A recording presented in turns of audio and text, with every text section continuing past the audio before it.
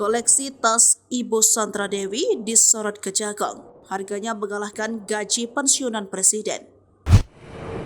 Usai Harvey Mois ditetapkan tersangka, orang terdekatnya mulai dari sang istri Sandra Dewi hingga sang ibu mertua, Katarina Erliani, mulai disorot, terutama koleksi tas mewah dan perhiasannya.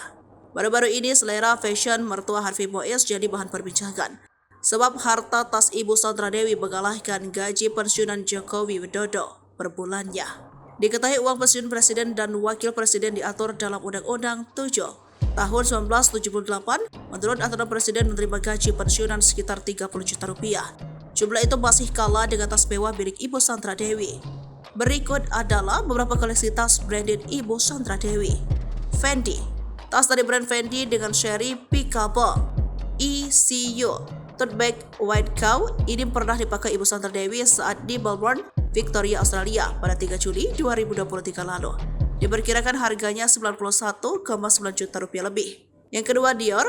Ia pernah memakai seri Dior Box Tote yang harganya berkisar 62 juta ketika berada di Melbourne, Victoria, Australia pada 1 Juli 2023 lalu. Ketiga, Gucci. Lalu tas Erliani berasal dari brand Gucci pernah ditenteng Katarina pada 26 Desember 2017 silam dengan harga sekitar 22,5 juta. Keempat, Prada. Ibu Sandra Dewi ini juga mempunyai koleksi tas branded dari Prada.